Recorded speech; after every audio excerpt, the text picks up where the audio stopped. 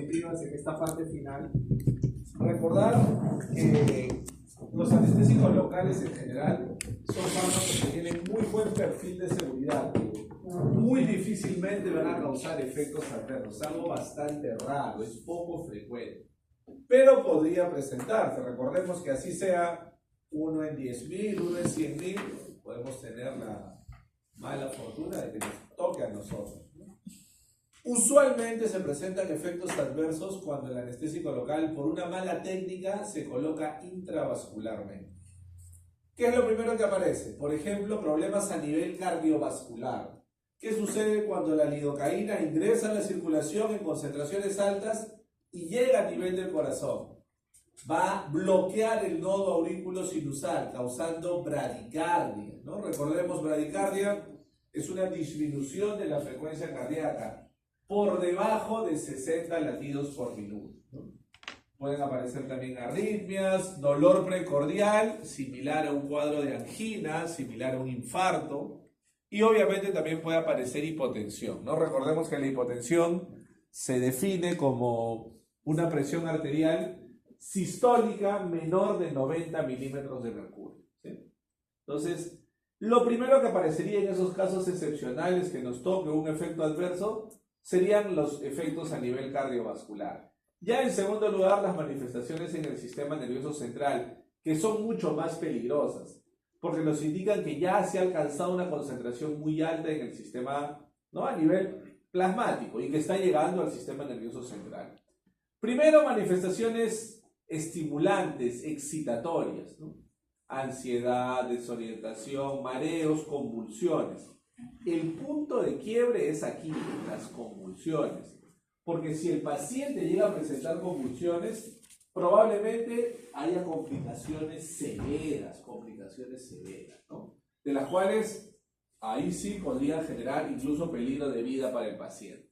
Puede aparecer somnolencia, pérdida de la conciencia e incluso paro respiratorio. No confundir las reacciones adversas o efectos adversos con reacciones alérgicas. Recordemos que una reacción alérgica va a tener siempre manifestaciones en la piel, en el sistema respiratorio, lo que no vemos que suceda en los efectos adversos del anestésico local, ¿sí? No confundir también con las reacciones psicógenas. Algunos pacientes pueden presentar síncope, lipotimia, por ese temor, por esa ansiedad que tienen frente al tratamiento oncológico. No confundir con una reacción psicógena, que es lo que vamos a ver luego en el seminario sobre tratamiento de las reacciones, ¿no?, urgentes y emergencias que se ven en la consulta odontológica. Estas son las principales características que puede presentar un paciente que ya está en un nivel de intoxicación, que está llegando a una concentración tóxica a nivel plasmático, ¿no? ¿Cuáles serán esos signos y síntomas preconvulsivos, ¿no? El doctor Stanley Malamed nos comenta estos signos y síntomas preconvulsivos. Disartria, para empezar. ¿Qué será disartria, jóvenes? ¿Qué será disartria? ¿Qué les suena disartria? Las articulaciones. No. Disminución de alma.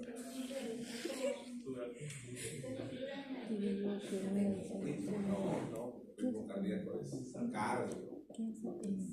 ¿Exponer? Dis es dificultad, ¿no? Artria se refiere a articular palabras. Disartria es la dificultad para articular palabras, ¿no? Como habla alguien cuando se pasó de... Cuando se pasó de copas, algo así. Disartria. Espasmos musculares. Pueden aparecer movimientos musculares involuntarios en los pacientes.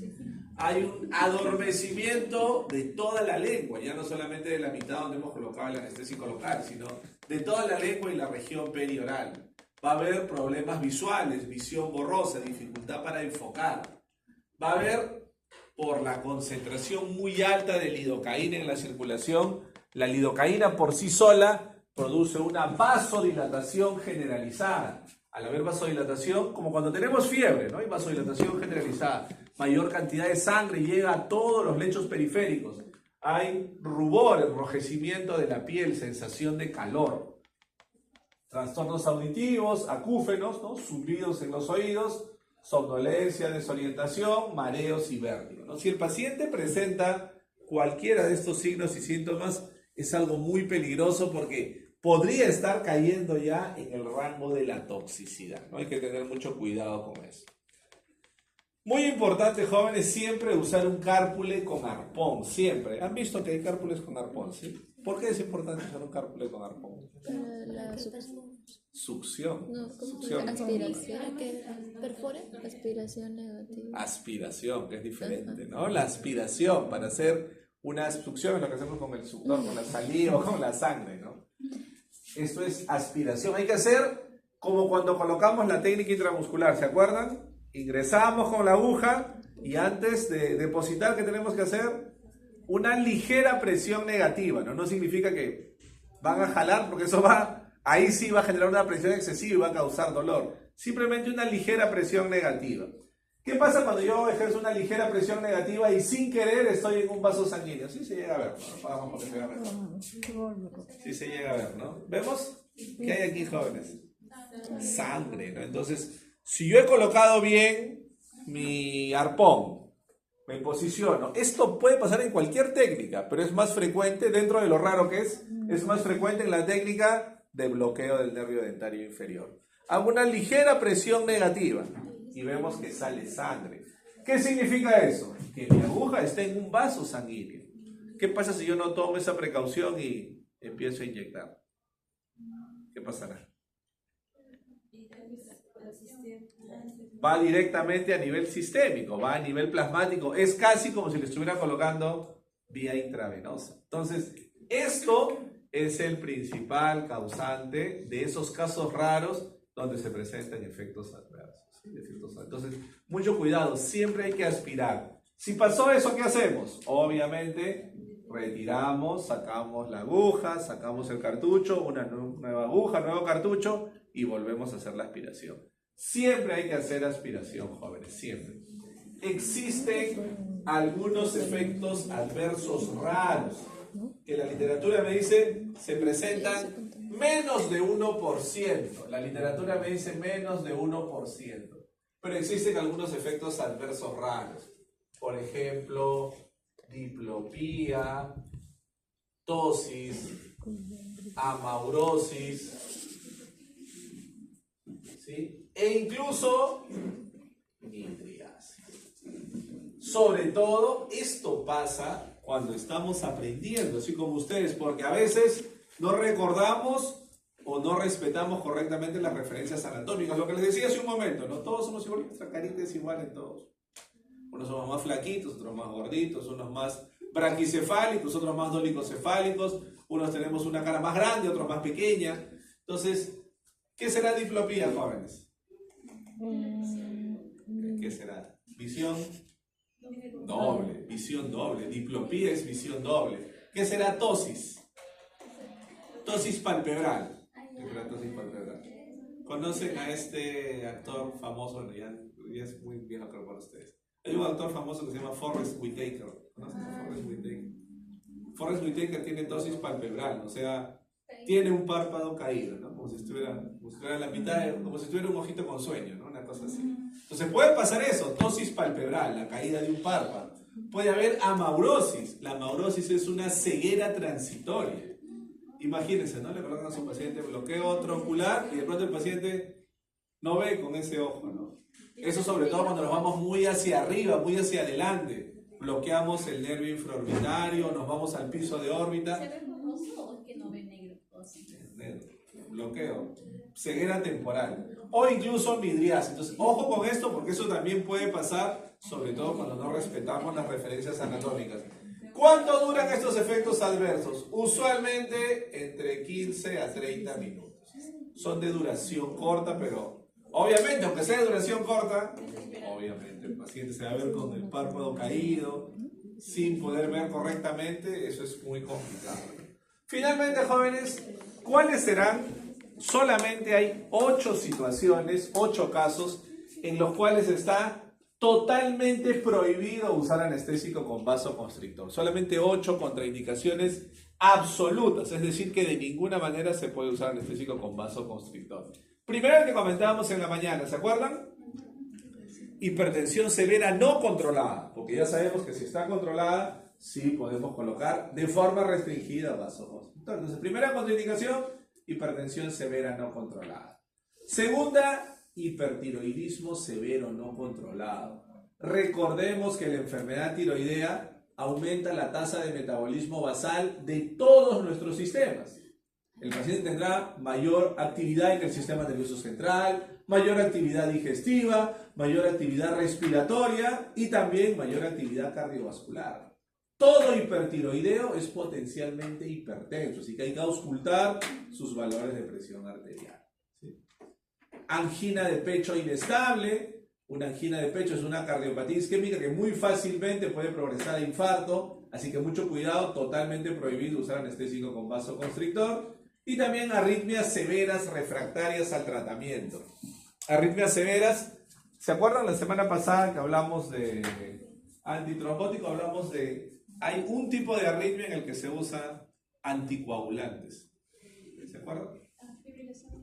Fibrilación auricular. Bien, por ejemplo, la fibrilación auricular es una forma muy severa de arritmia. Ese paciente definitivamente no puede recibir vasoconstrictor. También en los pacientes que han tenido eventos trombóticos recientes, si han tenido un infarto reciente, un ACV reciente, me parece que previamente habíamos definido ya cuánto era reciente. ¿Se acuerdan? ¿Cuánto se considera reciente? Si se ha presentado en los últimos, me parece que lo hemos visto en una... Cuando hablamos de hipertensión, creo, y problemas trombóticos. O en su seminario, creo. Bueno. Reciente se considera si ha sido en los últimos 6 meses. Si el paciente ha tenido un infarto o un ACV en los últimos 6 meses, se considera reciente. Algunos más conservadores consideran hasta 1 año, pero la verdad la mayoría considera 6 meses como reciente. Si ya tiene más de 1 año, 2 años, se podrá usar vasoconstrictor de forma restringida, similar al hipertenso controlado, hasta 36 microgramos. También pacientes con insuficiencia cardíaca congestiva. En la insuficiencia cardíaca congestiva hay 4 niveles. Si el paciente es nivel 1 o nivel 2, se puede usar vasoconstrictor, como en el hipertenso controlado, hasta 36 microgramos. Pero si está en nivel 3 o nivel 4, totalmente prohibido el vasoconstrictor. Y finalmente, asma moderado a severo persistente. El paciente que tiene asma moderado a severo persistente es muy susceptible al antioxidante. El antioxidante, aparte de lo que les decíamos, de ser una sustancia muy alergénica, el antioxidante puede causar cuadros de broncoespasmo en este tipo de pacientes. Si el paciente tiene asma moderado, severo persistente, prohibido usar anestésico con vasoconstrictor, porque el antioxidante que protege al vasoconstrictor le causará un cuadro de broncoespasmo. Solamente para este nivel. Si mi paciente tiene asma leve intermitente, ¿alguien de ustedes tiene asma, jóvenes? Si mi paciente tiene asma, pero tiene crisis 1 a 2 veces al año, no usa medicación todos los días, solamente cuando tiene crisis se coloca doble puff de salbutamol y ya. Si es así, si es un asma leve intermitente, no hay problema. Sí se puede usar vasoconstrictor. Pero si es asma moderado a severo persistente, está prohibido. ¿Cómo sé que mi paciente tiene asma leve o moderado a severo persistente? A ver, cuando un paciente está en ese nivel, asma moderado a severo persistente, usa broncodilatadores de acción prolongada, ¿sí? Broncodilatadores de acción prolongada asociados con corticoides. Todo por vía inhalatoria, ¿sí? Corticoides inhalados. Ambos por vía inhalatoria. Broncodilatadores de acción prolongada y corticoides inhalados. Por ejemplo, ¿qué corticoides puede usar? Por ejemplo, si es un corticoide de máxima potencia, beclometasona por vía inhalatoria, o de repente fluticasona por vía inhalatoria, o budesonida, que es el de menor potencia, pero que es muy útil también para estos pacientes. ¿Y qué broncodilatadores de acción prolongada? ¿Se acuerdan? Algunos vimos en la última clase del ciclo pasado. Acción prolongada, salbutamol es acción corta. Salmeterol, muy bien. Salmeterol.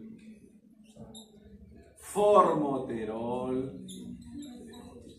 Entonces, ojo, Hay inhaladores que ya vienen combinados. Salmeterol con beclometasona, salmeterol con fluticasona, salmeterol con budesonida, o formoterol con fluticasona, formoterol con budesonida, que ya vienen combinados en un solo inhalador. Pero obviamente, ¿cuánto creen que cuesta ese producto? Combinado, un solo inhalador, de marca. Bastante, ¿no? Un Symbicort, por ejemplo, un Convivent puede llegar a costar 250, 300 soles. Y si es un paciente con hoja moderada, severo, persistente, se hace doble puff en la mañana y doble puff en la noche. 4 al día. Justo trae 120 dosis. O sea, le alcanza exactamente para 30 días. Todas las personas podrán comprar un tratamiento de 250, 300 soles. Entonces, también lo pueden usar por separado. Donde hay genérico y me sale más barato, ¿no? Genérico de formoterol me costará pues 15 soles y el otro 10 soles, ¿no? Es mucho más sencillo de usar así.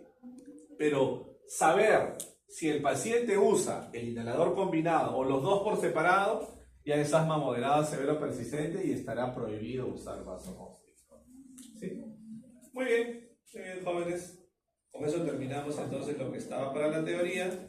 Pasamos ahora a su seminario, ¿no?